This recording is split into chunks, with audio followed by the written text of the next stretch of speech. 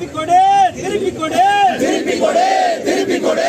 எங்கள் நிலத்தை திருப்பிக் கொடு, எங்கள் நிலத்தை திருப்பிக் கொடு. உடனே வழங்கு, உடனே வழங்கு, உடனே வழங்கு, உடனே வழங்கு.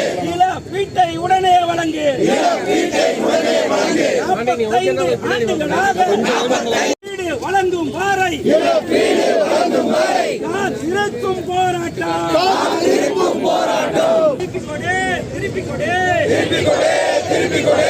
பாரதியார் பல்கலைக்கு, பாரதியார் போதும் போதும் ஏமாற்றம், போதும் போதும் ஏமாற்றம். பொறுப்பதில்லை, பொறுப்பதில்லை, பொறுப்பதில்லை, பொறுப்பதில்லை. இனியும் பொறுப்பதில்லை, இனியும் இனியும் பொறுப்பதில்லை. இழப்பீடு வழங்கு, இழப்பீடு வழங்கு, இழப்பீடு வழங்கு, இழப்பீடு வழங்கு. பாரதியார் பல்கலைக்கு காத்திருக்கும் போராட்டம், இழப்பீட்டை பெறும் வரையில், இழப்பீட்டை பெறும் வரையில் காத்திருக்கும் போராட்டம், காத்திருக்கும் போராட்டம்.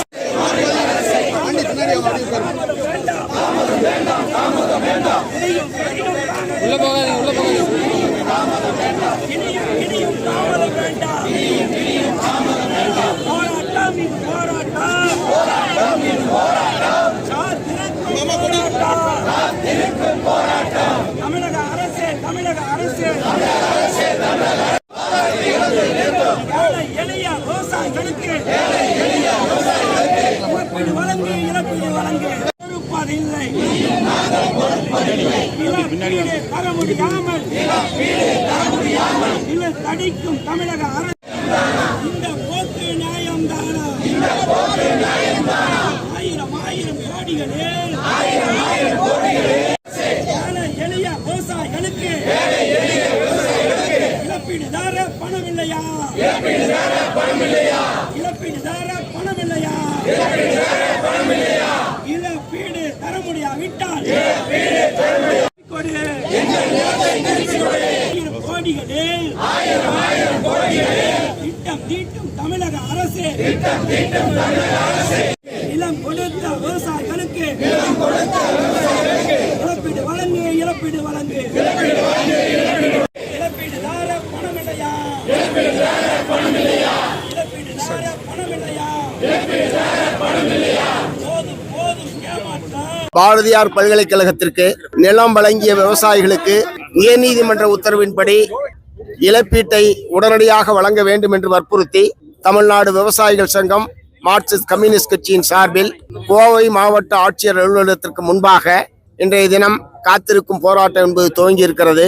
நம்முடைய பகுதிக்கு ஒரு பல்கலைக்கழகம் வருகிறது என்பதை மிகுந்த மனமகிழ்ச்சியோடு வரவேற்று அன்றைய தினம் விவசாயிகள் மிக குறைவான விலைக்கு தங்களுக்கு சோறு போட்டு கொண்டிருந்த நிலத்தை கல்விக்காக, பல்கலைக்கழகத்திற்காக மனமும் வந்து வழங்கினார்கள்.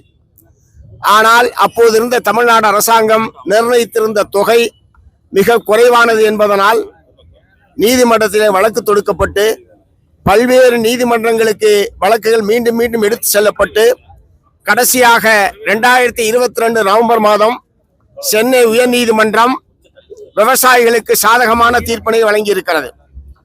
உயர்நீதிமன்ற உத்தரவின் அடிப்படையில் வட்டியுடன் சேர்த்து ஏறத்தாழ 600 கோடி ரூபாய் தமிழ்நாடு அரசாங்கம் விவசாயிகளுக்கு கொடுக்க வேண்டும் என்று சென்னை உயர்நீதிமன்றம் உத்தரவிட்டுள்ளது. உடனடியாக இந்த நீதிமன்ற தீர்ப்பு வந்தவுடன் 23ஆம் ஆண்டு ஜனவரி மாதமே அப்போதைய உயர்கல்வித்துறை அமைச்சர் மாண்புமிகு பொன்முடி அவர்களை நேரடியாக நாங்கள் சந்தித்து உயர்நீதிமன்ற தீர்ப்பை அமுல்படுத்த வேண்டும் என்று வற்புறுத்தினோம். அவர் சொன்னார், இவ்வளவு பெரிய தொகை உயர்கல்வித்துறையிலே இல்லை, நீங்கள் முதலமைச்சரிடம்தான் கேட்க வேண்டும் என்று எங்களிடத்திலே தெரிவித்தார். மறுநாளே முதலமைச்சர் அவர்களிடத்திலேயும் உயர்நீதிமன்றத்துடைய தீர்ப்பினுடைய நகலை கொடுத்து இந்த தீர்ப்பை நடைமுறைப்படுத்த வேண்டும் என்று கேட்டுக்கொண்டோம். ஆனால் ஏறத்தாழ 3 ஆண்டுகள் ஆனதற்கு பிறகும் உயர்நீதிமன்ற உத்தரவை அமுல்படுத்துவதற்கு தமிழ்நாடு அரசாங்கம் இதுவரை எந்த நடவடிக்கையும் எடுக்கவில்லை. நிலம் கொடுத்த விவசாயிகள் 45 ஆண்டு காலமாக இந்த இழப்பீட்டுக்காக காத்து கொண்டிருக்கிறார்கள். இப்படி நிலம் கொடுத்த விவசாயிகளை இப்படி காக்க வைப்பது நியாயமா என்கிற கேள்வியை தமிழ்நாடு அரசிடம் நாங்கள் எழுப்ப விரும்புகிறோம்.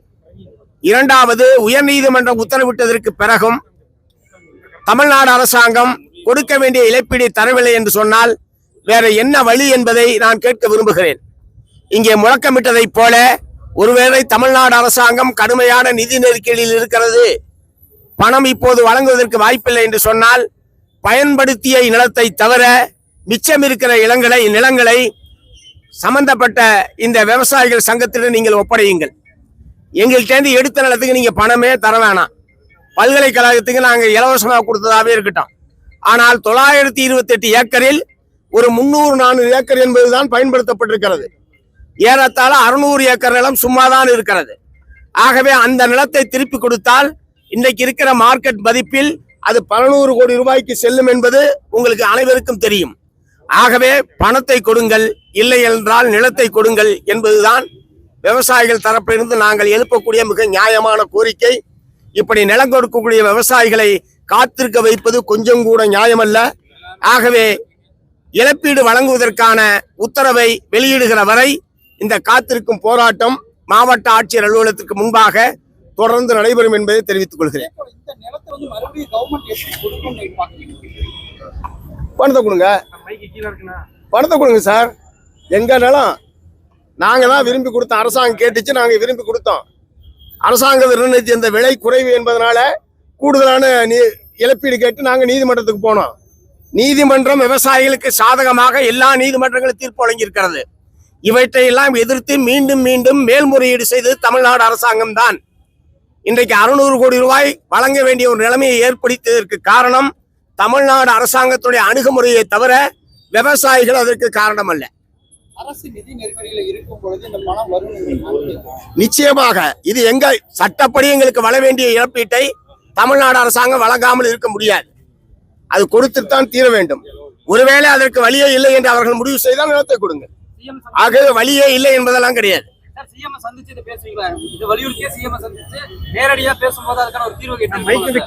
ஏற்கனவே முதலமைச்சரிடம் இந்த முதலமைச்சருடைய கவனத்திற்கு இந்த பிரச்சனை என்பது கொண்டு செல்லப்பட்டிருக்கிறது. உயர்கல்வித்துறை அமைச்சருடைய கவனத்திற்கு கொண்டு செல்லப்பட்டிருக்கிறது. என்ன வருதுன்னு பார்ப்போம். தேவைப்பட்டால் மீண்டும் சந்திப்போம்.